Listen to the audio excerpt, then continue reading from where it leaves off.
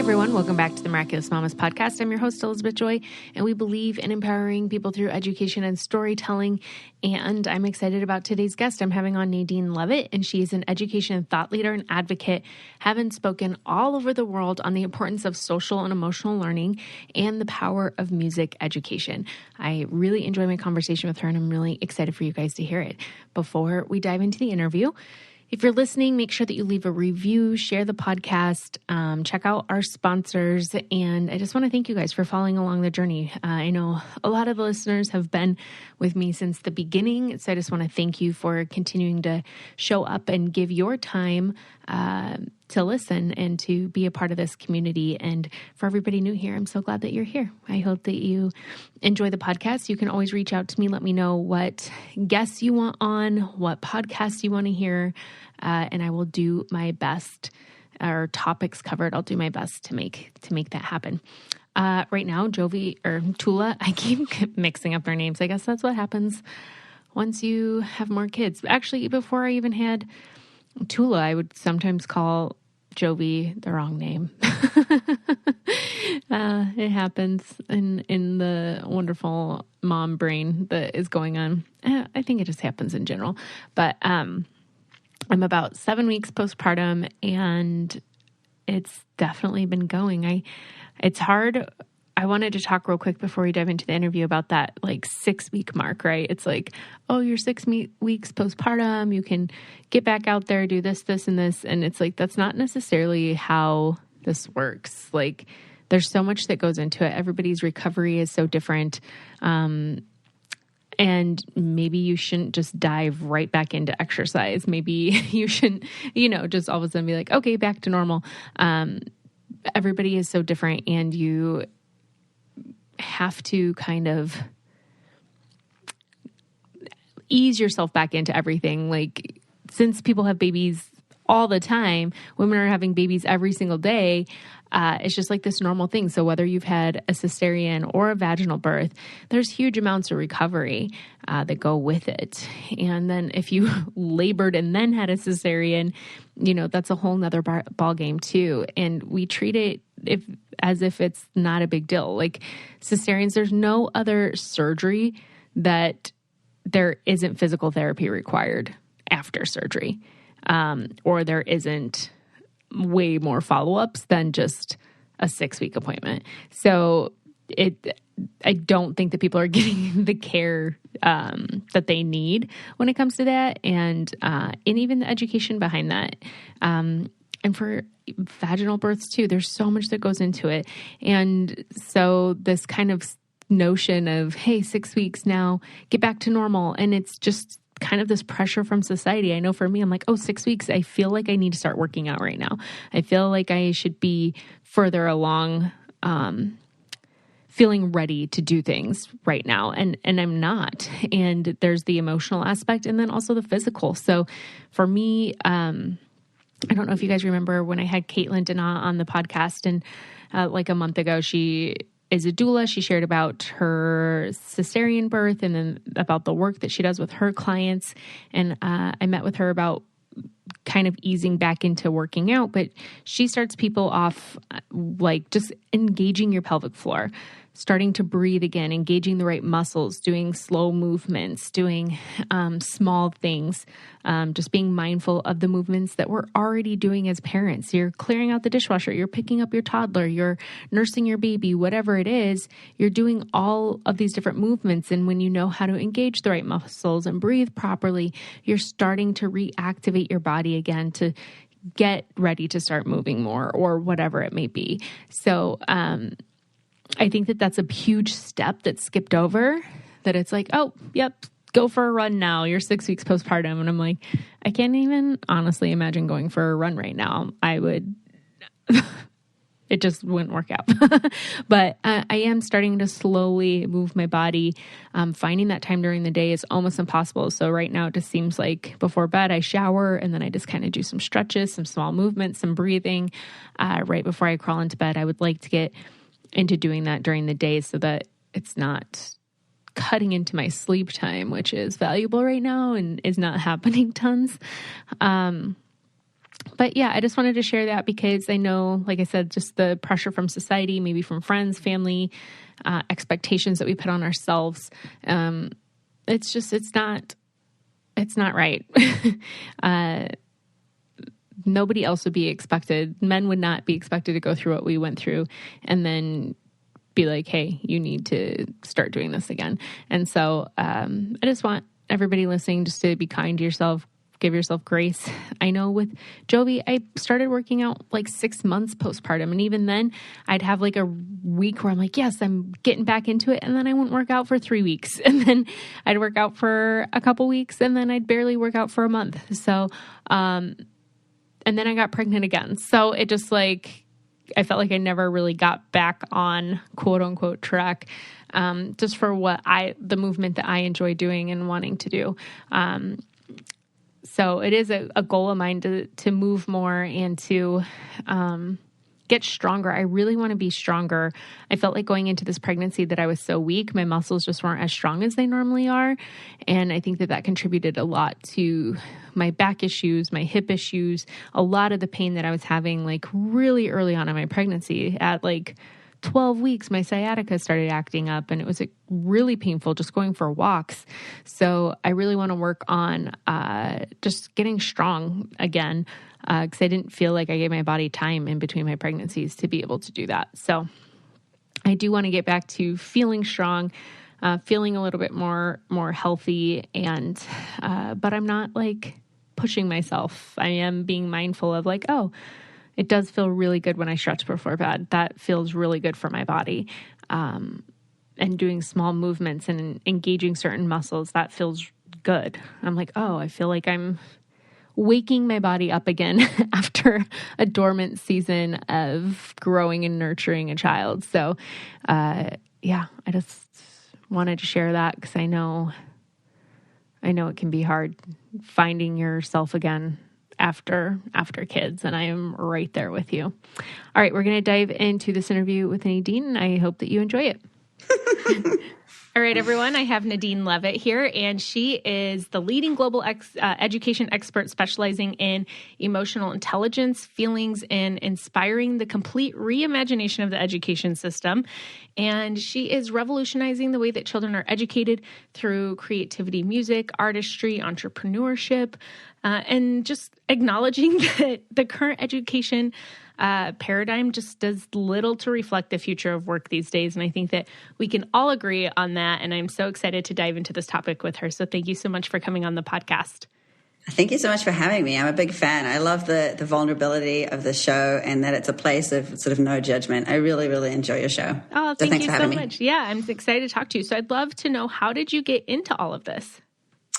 Well, I have been in music all my life. Sort of when I was about 8 years old, I saw Joan Sutherland sing, Dame Joan Sutherland, I should say, and liquid gold literally came out of her mouth, and I just grasped the hand of my mum and said, I want to sing just like that.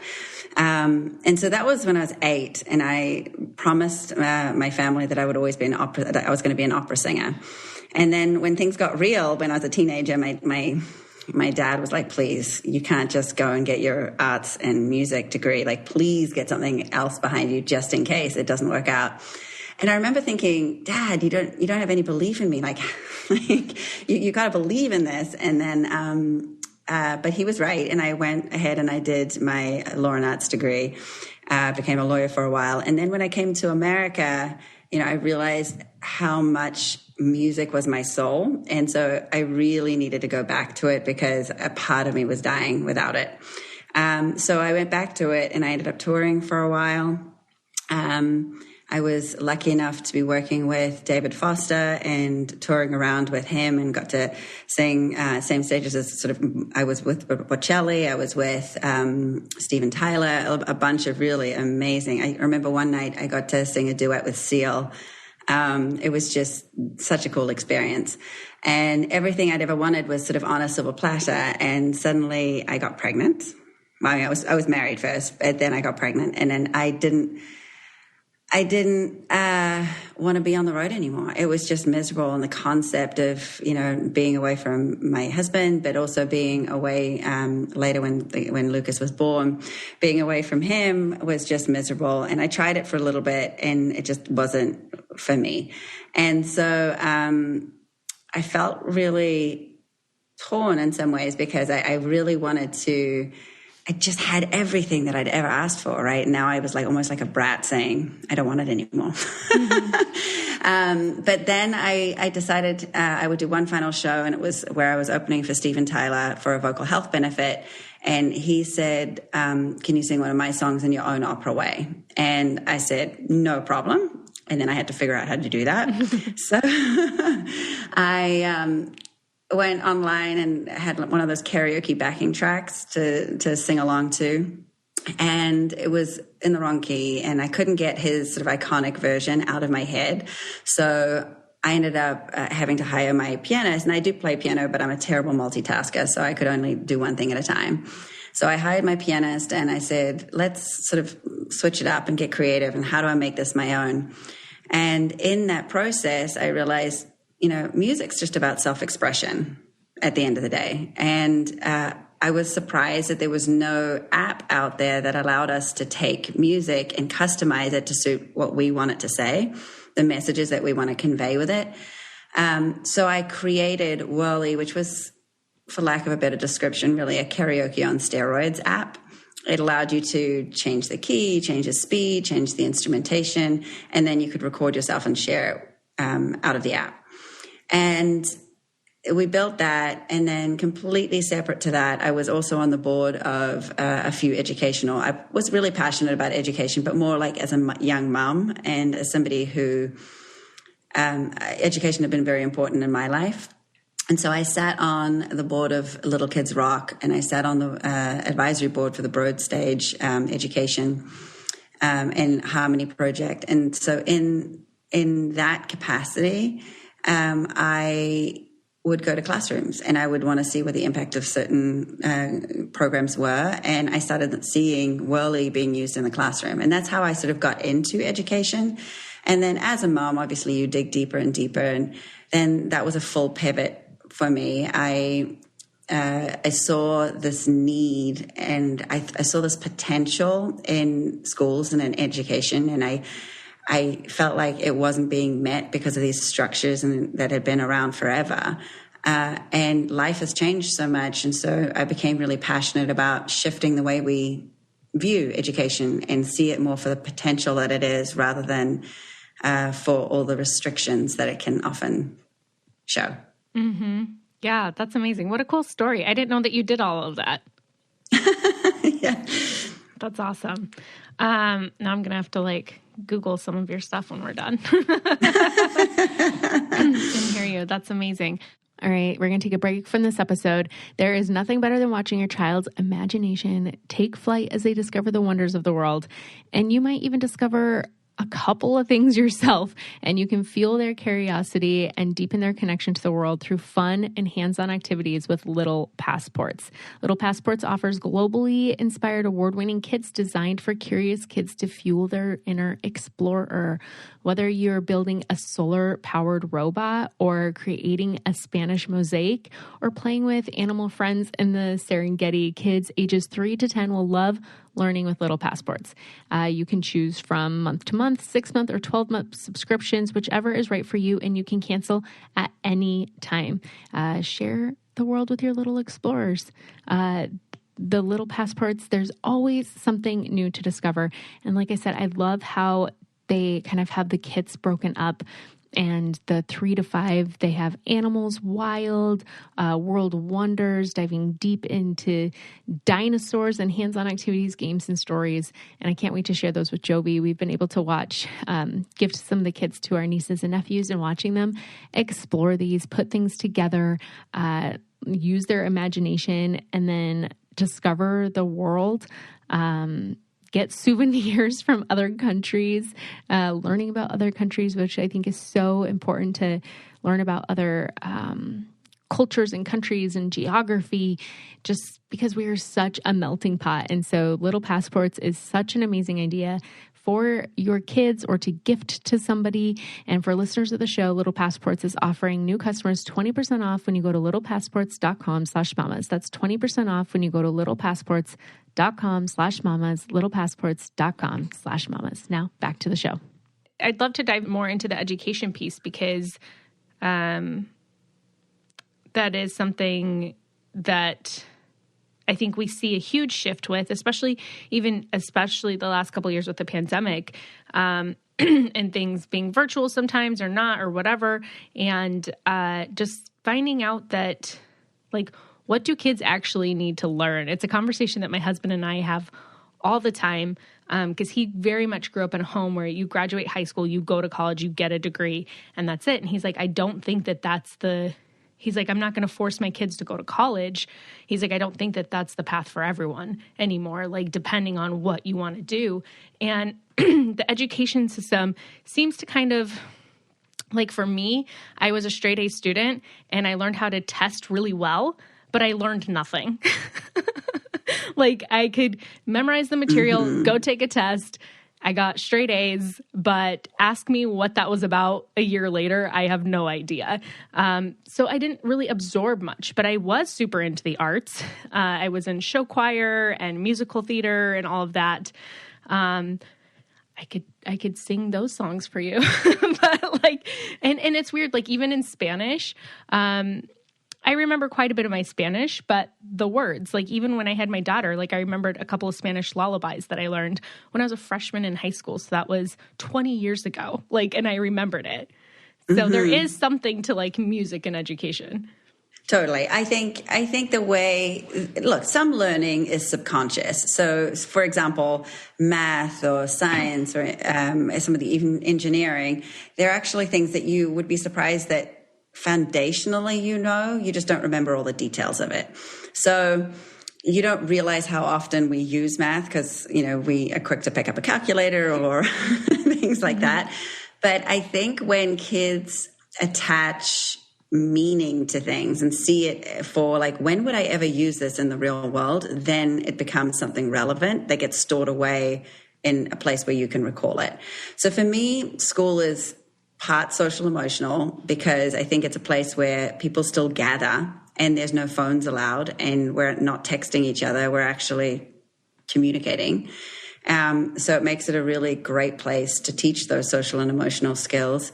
I think it's really important to teach a growth mindset. Carol Dweck has done an enormous amount of work. She's got a whole team around her. And there's so many people that have done amazing research on the growth mindset. And I think it's such a huge piece of the puzzle in terms of how to go about life and when the going gets tough, which it does for all of us. At some point, we all stumble. There's no one that goes through life without some, moment where they flub the dub, so to speak. And how do you pick yourself back up and know that that's expected and that's how we learn? And we're not born just talented and therefore should receive everything. So I think having a growth mindset is really important school's a great place to teach that and to really develop that. You can also learn that outside of school, for instance, in sports or music or things like that. And then some of it's sort of academic and figuring out how to learn. So I think the biggest goal of schools should be how to follow your curiosity and then apply knowledge so that you can be a lifelong learner. And so inspiring kids is a big piece of this, inspiring them with content that they're interested in authentically, and then learning how to follow their curiosity so that they can actually learn something that's meaningful. Mm-hmm. Yeah. Do you think that kind of starts then like inspiring the teachers to be able to help these students do that? Funny you should say that. I don't know if you know this about me, but I just started a nonprofit called Inspired Education. And we are putting together a program for teachers to inspire teachers specifically. The purpose really, I just think the biggest crisis we've seen to date in education is this teacher retention issue. So we're stuck in this really, really crazy cycle that's really scary because it could cripple our education system. So basically, we know that teachers' outlook and job satisfaction in their mental health and wellness is linked to student outcomes. And that has been progressively. They're more stressed, they're exhausted, the outlooks have been declining. And so, of course, yes, it also has affected student outcomes.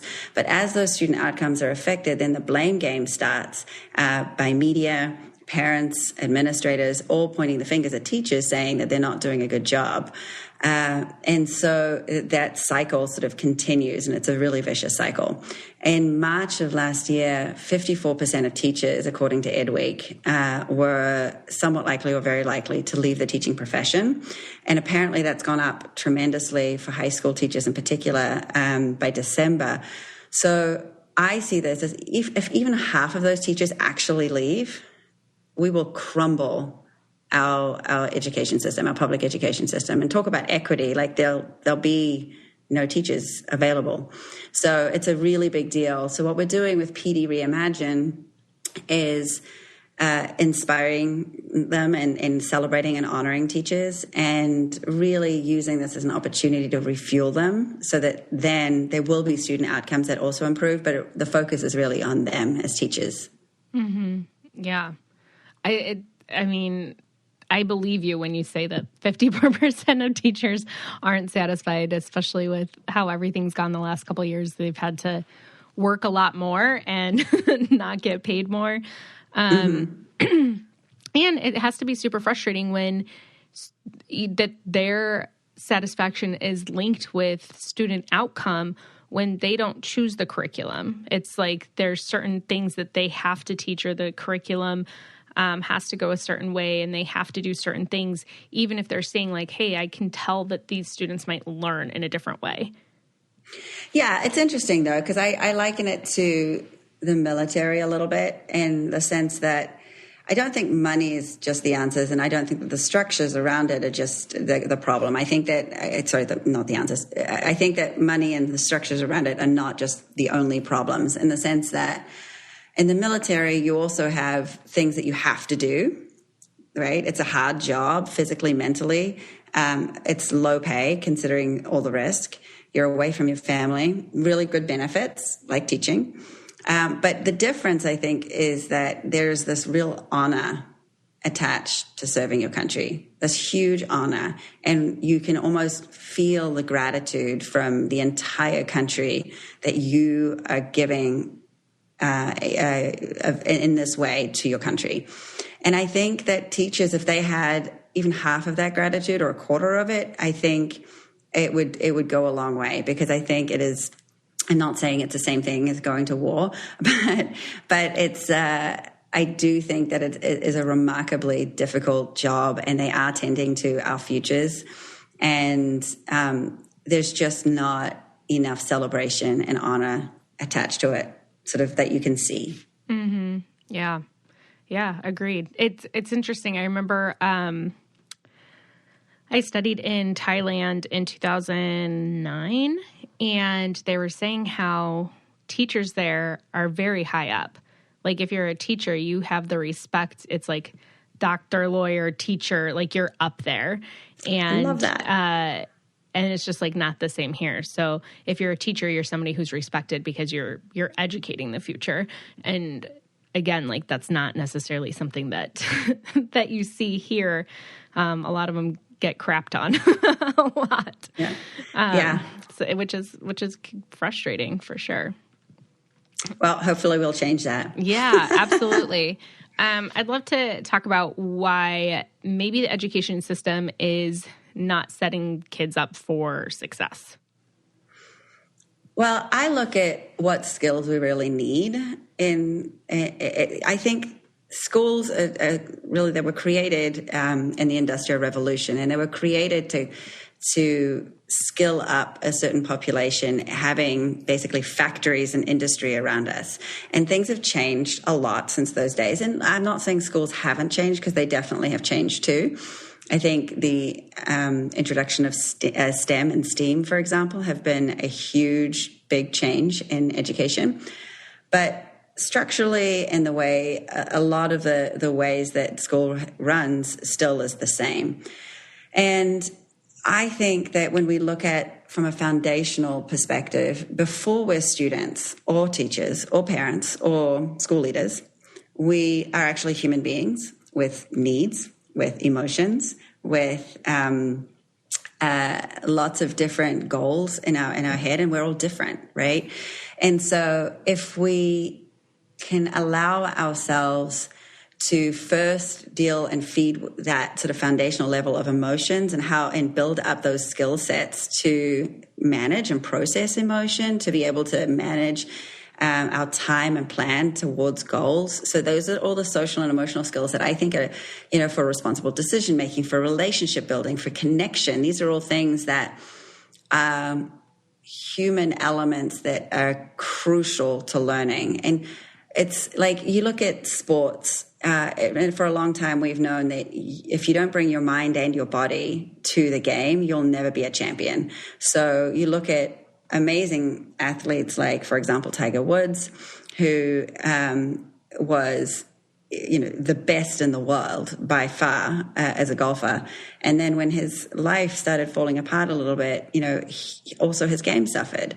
And I think it's only natural. And you talk to NBA players. I'm actually doing a session with David Robinson and Flipgrid at South by Southwest about this, optimizing the mind-body connection. But the idea really is that we have to bring this belief in ourselves and our abilities, as well as a drive and grit. And we have to be able to process our emotions and sort of be able to do it all in a healthy way in order to achieve any goals or build any relationships. Mm-hmm. Yeah. Yeah. I know. I'm started writing down what you just said, because I'm like, oh, that's really good. I honestly feel like I wasn't ever really taught that type of stuff. I'll have goals and then I'm just like, oh, blah, blah, blah. It just that grit, I feel like I don't have, but I'm working on it. But yeah, that would be really good. I mean, the mind-body connection, that's something that is kind of it is left out of education as well. Take control of your subscriptions with the new free Truebill app. Truebill helps you discover hidden, unwanted subscriptions and cancels them with just one click. They empower you to save more and to spend less. You can see everything that you're signed up for and take back control of your financial life. It's such an amazing idea, because I feel like now we have so many subscriptions to everything. I don't know about you, but we don't have cable TV, but we have Netflix and Hulu and Disney Plus, and I can't even think of all of them right now. Spotify, we are signed up for so many different subscriptions. And then there's some that we've forgotten about, and then some that we don't even use anymore. And so it's nice to see everything all in one place and just have Truebill completely take care of it for you. They will cancel your subscriptions for you. And so then you don't even have to deal with it. They have, on average, help people save up to $720 a year with Truebill. And your concierge is there when you need them, so you don't have to deal with the dirty work. Truebill has over 2 million users and helped them save over $100 million. Like Matthew B., who says, in a matter of seconds, I saved $660 for the year on my DirecTV bill and saved $120 for the year on my SiriusXM bill and saved $840 a year on car insurance. Don't fall for subscription scams. Start canceling today at truebill.com/mamas. Go right now to truebill.com/mamas. It could save you thousands a year. truebill.com/mamas. And you talk a lot about emotional intelligence. So I would love for you to kind of tell us, what is an emotional toolkit and how can it help kids, teachers, and parents?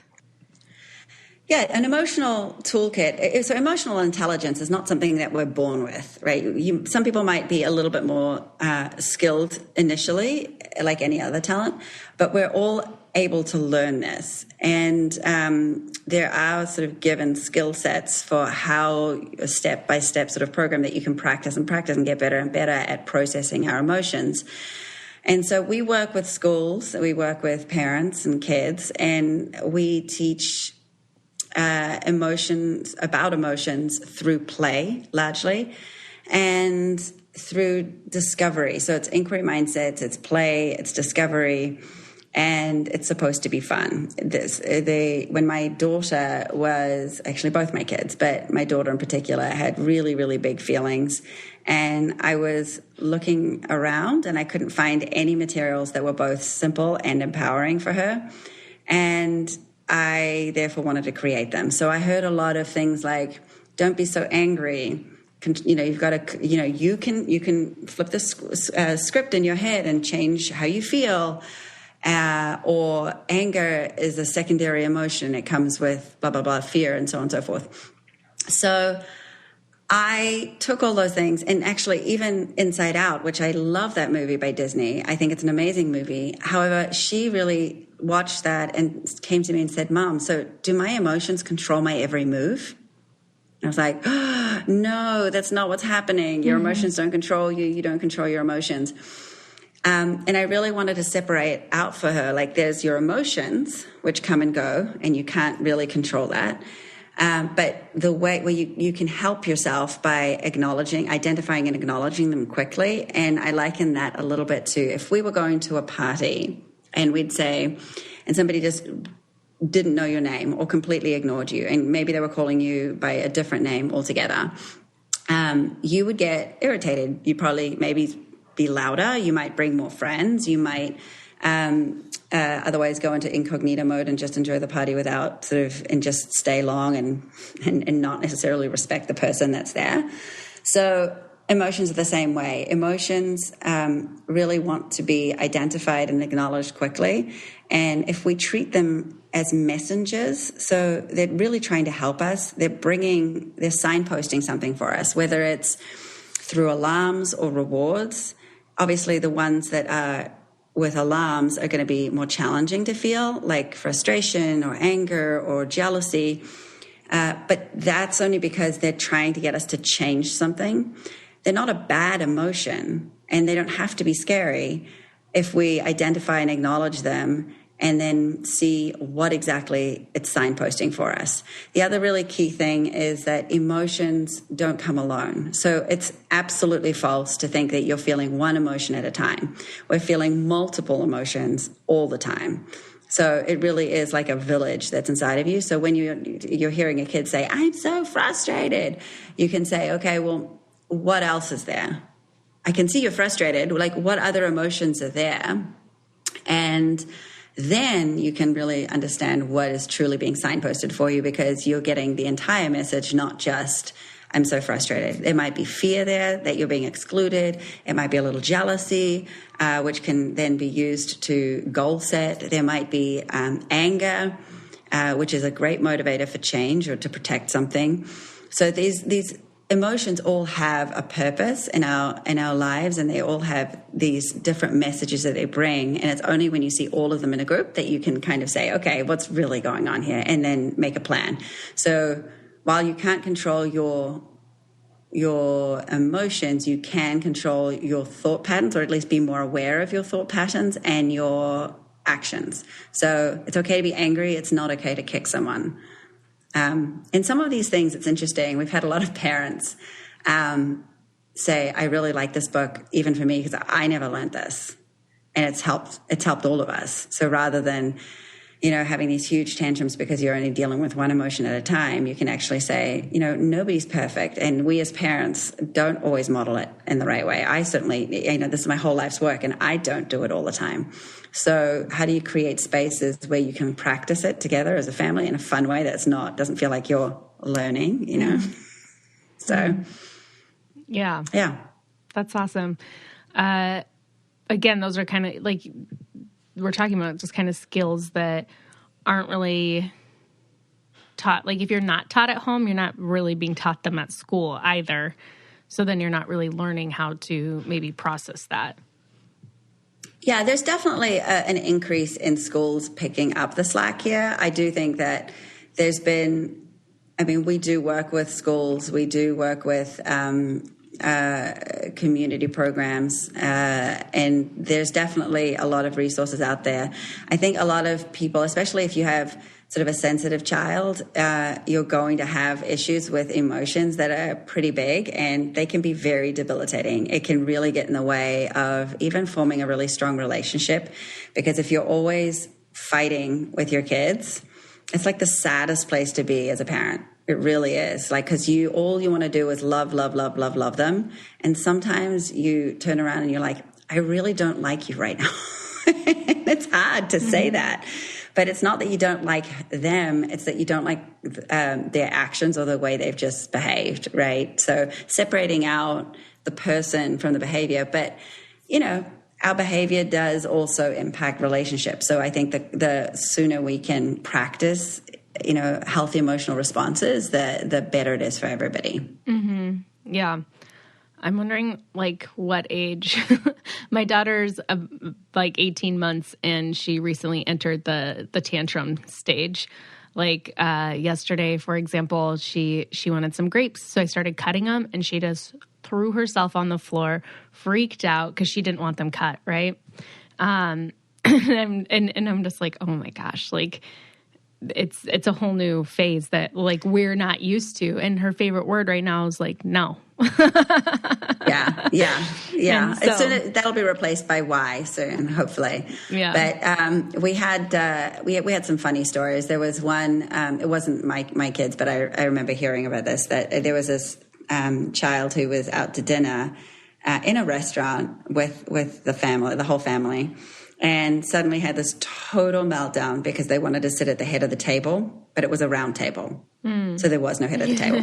So I think, there's no logic sometimes to all of this. It's just, I think having a little empathy though too for these little minds that are growing every single day, and there's very little control that they get to have. And sometimes there's also a communication sort of, they think that they're communicating really well, and then when the result isn't what they expected, and it does sort of touch upon something that I'm super passionate about too, which is I do think all of life's conflict pretty much boils down to unmet expectation. Mm-hmm. So an expectation is really at the root of it just we are as human beings programmed to recognize patterns, right? So because we're lifelong learners, we're constantly saying, oh, if this happens, then if I do this, then this is going to happen. Or if I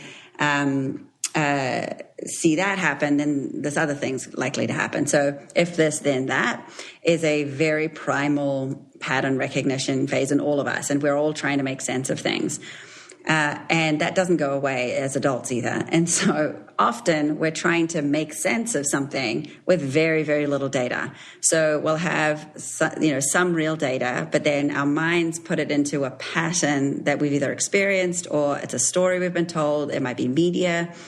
And suddenly there's this whole fairy tale in our heads of how we think it's going to go. And when the reality hits and it doesn't match up to that, it can be really disconcerting, especially to kids, but also to adults. I think, we can also have major, major disappointments. I think we teach kids, and I try and remember this as well. It's not always 100% because it's hard to practice it all the time, but trying to recognize patterns and see it more from a scientist's brain kind of thing. And I'm not a natural scientist, so this doesn't come naturally to me, but I try and remind myself that these are just patterns. And when they're being disproved, going, oh, look, that's one of those patterns that I just made up in my head. That's the story I'm telling myself. So I practice that with my kids too. So occasionally my 8-year-old will say it back to me like, Mom, what story are you telling yourself right now? But I don't think it's ever too young. So I think it even 18 months, you can start to, for example, identify different emotions. And you can talk about them both as sort of a shape or a color or what they might feel like. And I think you can also say who is friends with that emotion sometimes. So when they come in groups, how many, who else might be there. And I think that the biggest thing is Brené Brown has done a lot of work with emotions, and her emotional literacy work shows that you have to intimately sort of know 30 emotions to be emotionally literate. And I found that kind of fascinating. And I agree. I think that the more emotions we can label, identify, and acknowledge and understand, the better. So, there is something at a young age to being able to say, this is anger, this is what it looks like, or this is sadness. And then as they get a little older, starting to group them together. We have these yoga cards that are really fun, where every character, I'll send you some, every character has its own pose. And the little kids, really young kids, love playing games like jumping on certain yoga cards. So you'll say, where's anger? And what's interesting is not because they also have the character, so they can visually see a color and a character, it's an animal, as well as the word anger. It's actually helping with that emotional literacy quite a lot, even at a young age, in a playful way. Mm-hmm. Yeah, that's really cool. I feel like, too, we don't give kids like enough credit. Like, they do start to understand at a young age. Like, although I can't like fully reason with my daughter, like I've realized that sometimes like I can, and she understands. Like, she wanted to go watch Elsa the other day and was like throwing herself down, but she had a poopy diaper. So I'm like, I have to change your diaper first. And she was like fighting me. I'm like, hey, Jovi. I'm like, we're going to change your diaper and then we're going to go watch Elsa. And she was like, okay. And then she like calmed down. So I'm like, if I'm telling her instead of just fighting her, and being like, no, we're doing this right now. Like having, like, she's getting to an age, obviously she's still super young, but I realize that there is some reason, reasoning that I can do with her a little bit of just explaining like, hey, I know you want to do this right now, but we actually have to do that. And then we can go do this. And in having that, like she ends up usually getting it and calming down. Yeah, that's smart. I think you're also modeling for her really well how she one day will reason with you. Mm-hmm.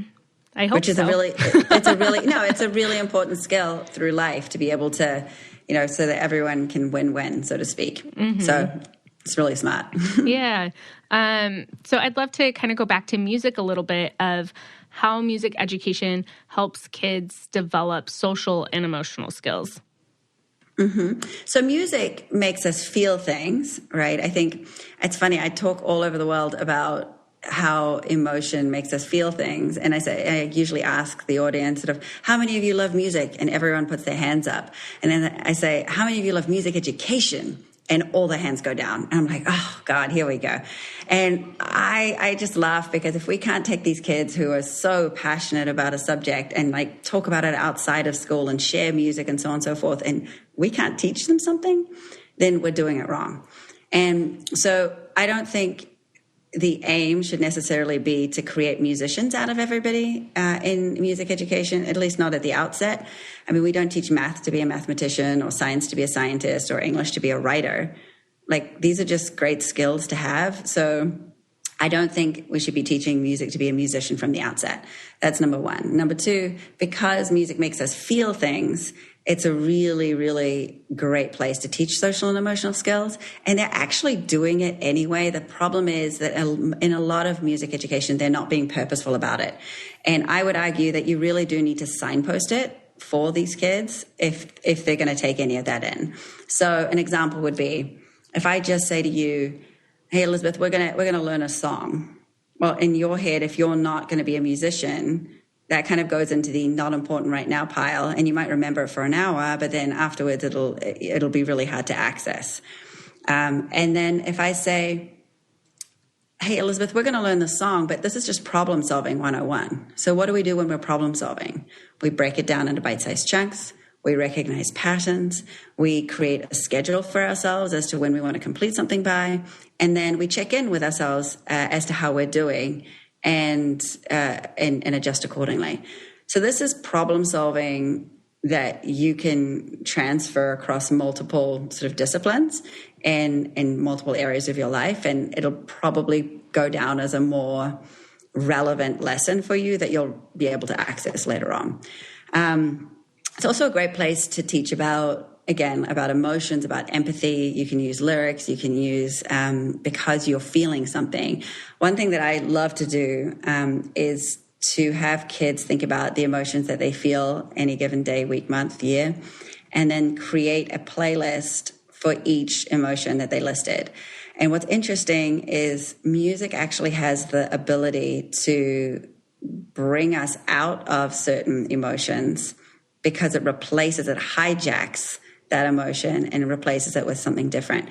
So I experienced this just the other day. I'd had an afternoon where my daughter had a bit of a meltdown, and I was driving my son to basketball, and I was like, just really like, just still like, I still a little mad about it, about how everything kind of went down. And we listened to the radio, and suddenly out of nowhere, like I just started moving to it. And before you knew it, we had a full-on dance party in the car.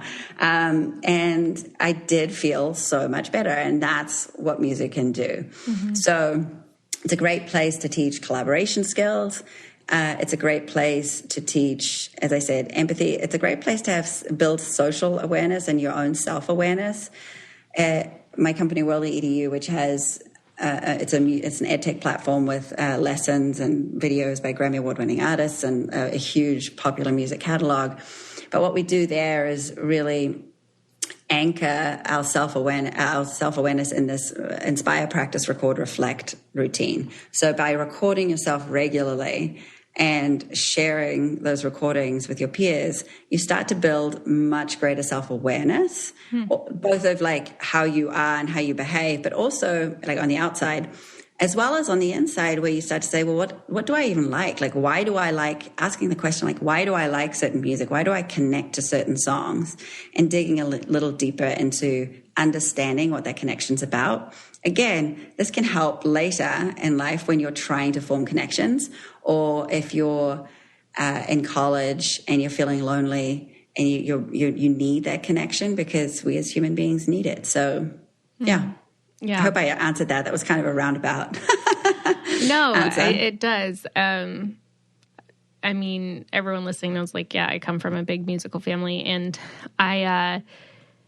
music is huge to me. Like, even now, this podcast will probably come out after I have whatever baby I'm going to have. I'm due soon. But I have 3 different playlists for my labor, because I'm like, I don't know what I'm going to want. Like, last time I had the same playlist playing the whole time. But to me, I knew, like, immediately that's something I needed. Like, some people don't even think about that, like going into labor, like that they wouldn't bring music or whatever. And for me, I'm like, oh, I have to create this perfect music. I need this ambiance, you know? And then this time I created 3 playlists, because I realized that, like, one thing lately in my life that has been missing is music. I, just like being a mom and being busy, I just used to listen to music all the time. It was always playing, and I've kind of gotten out of that. So now I've gotten back into it, and I just realized, like, when certain songs come on, like, it gets me going for the day, or I'm like, oh, today's going to be a better day. Or you kind of want to move your body, or I'm really not feeling like I want to go do a workout. But if I put on one of my workout playlists that I like get down to, you know, I'm like, oh yeah, this makes me want to move, you know, I can go do a ride or whatever. And it does get you there. So I feel like I'm resonating with everything that you're saying, but you do meet people who are just like, I'm not really into music. And I'm like, what? Yeah. Although it's interesting. I would challenge those people, if they're ever watching a movie without music, how exciting is it really? Yeah. So when you say you don't like music, it just means you do. You just want it in a certain environment. Mm-hmm. So I think that if you watch, for example, Jaws, it's really not that scary without that music. Right. So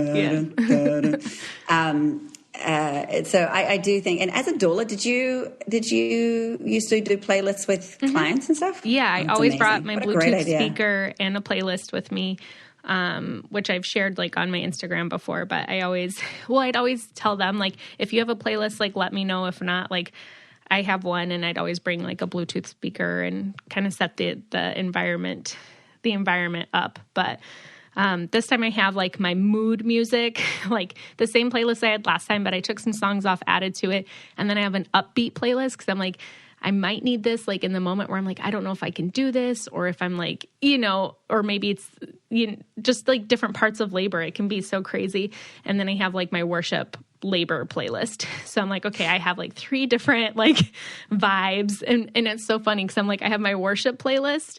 And then I was playing the upbeat one for my husband, and there's like hip hop songs on there. And he's like, you're going to push our baby out to this? And I was like, maybe. I don't know what I'm going to want in the moment. Like, that's amazing. It's kind of like, though, I would liken it a little bit, you know, when you're doing a really hard ride, a bike ride, like a Soul Cycle or whatever, being, you know, when you're on that bike and you get some good hip hop, sometimes it's like, it gets you going. It's a motivator rather than, you know, other music's more calming. And yeah, definitely, there's definitely emotion to music for sure. Mm-hmm. Yeah. I've been doing Peloton, and if I get the wrong playlist, it just kills it for me.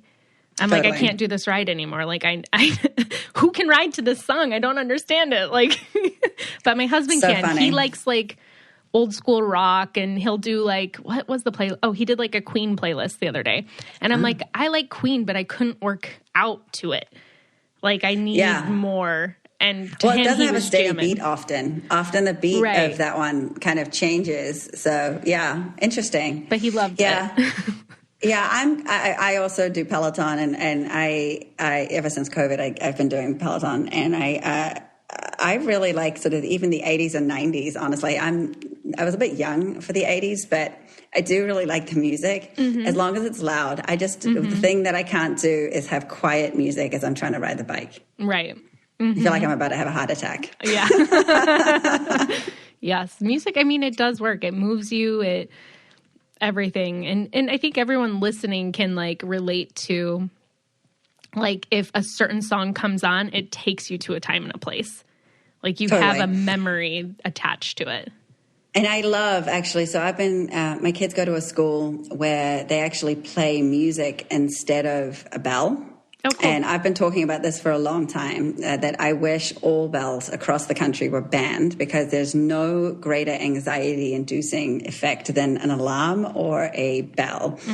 And I love the idea of music being played, because it makes you feel like you're home, and like it creates a certain vibe, right, as you are entering. So especially if you can let kids in on that decision of like what kind of music it should play. So it's really cool. Yeah, absolutely. Well, before we wrap up, I'd love for you to tell people where, like, a little bit more about your websites, and then how they can connect with you or learn more about what you're doing. So you can find everything on emotions at mymamasays.com, and it's MAMA. So mymamasays.com. I'm from New Zealand, so I have funky spelling. I also say mum, not mom. And you can also find my Whirly stuff. So it's at whirlyedu.com. And you can find me on socials at Mrs. Whirly. So WURRLY. I'm sure you're going to post it as well. But that's how you can get a hold of me. And we actually are giving away a ton of free resources on the website. I can also share that with you, Elizabeth, if that's helpful. And we are about to launch our very new emotions quiz with Emotion Wonderland. So I think it'll be a free quiz that you can do and sort of see where your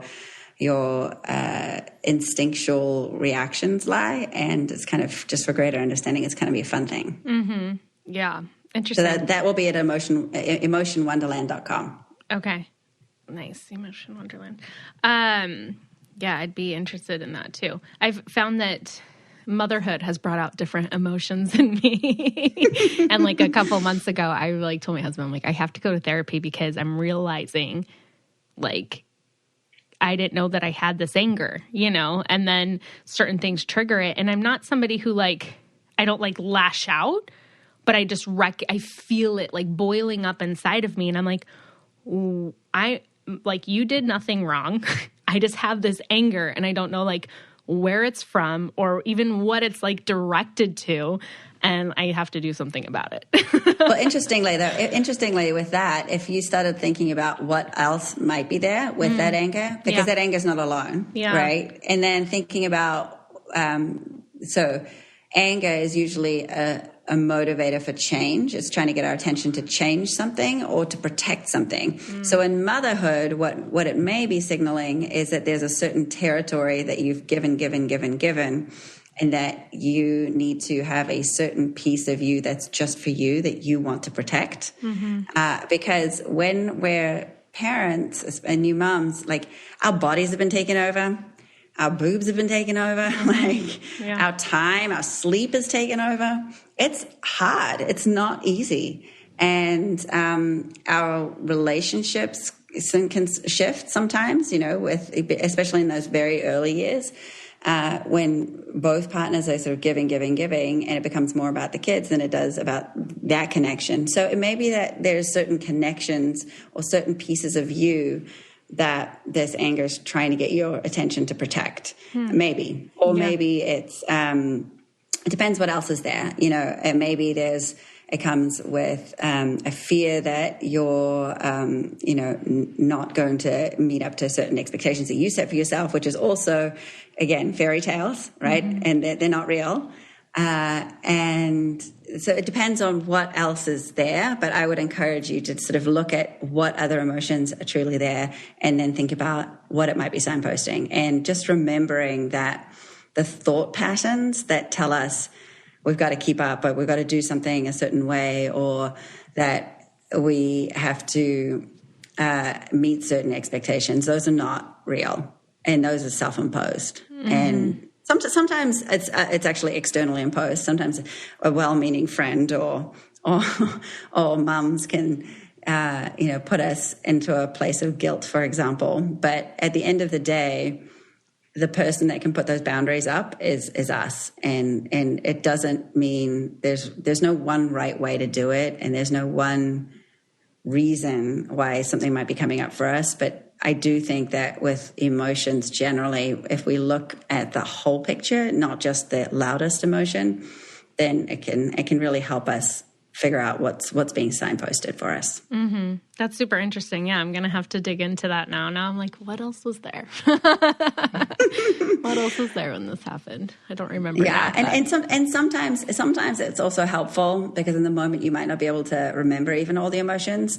So it's helpful sometimes looking at a list of emotions, like, am I feeling this? Am I feeling that? So we have like a free resource available on our website that has all the characters, for example. There's 30 different emotions, and you can, so just as a reminder, like, oh, is there homesick? Oh, is there this? And you can sort of check them and go, nope. Is there anything else? Because we obviously haven't listed all the thousands of emotions that you have, but it can help sometimes point you in the right direction. Yeah, I feel like there would just be a lot of yeses checked off. Yes, I'm feeling all the things right now. a menagerie of all these things. Yes, fantastic. Exactly. But that's good. I mean, the hormones also have a lot to do with it. I think when hormones are all over the place, and I think you, like me, having babies closely together. So that's, my kids are also, they're 17 months apart. And I was like, I thought I had it down with one, and then I had the second. I was like, oh my God, what just happened to my world? Yeah, I know. It'll be interesting. Like I said, I think this episode will come out after I have the baby, but I know it's like you feel like you have it down with the first one. Yes, she's starting to like get more opinions and emotions and learning how to deal with that, I guess. But other than that, we're smooth sailing right now. Yeah. And then this other baby's gonna come, and I'm gonna be like, Yeah, I know. There's you're going to be just fine. You're going to be great. Yeah, you're going to be great. There's no right time to have babies. You just kind of have them and figure it out. Right. You'll be fine. By the way, were you on The Bachelor? You were, right? I was, yes. Yeah. So Chris Harrison is one of my closest friends.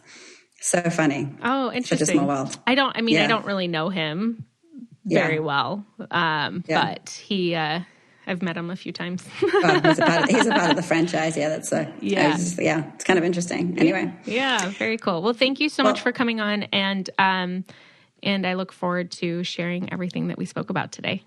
Yeah, thank you again for having me. Really appreciate it. And I really love your show, so keep it up. Thank you.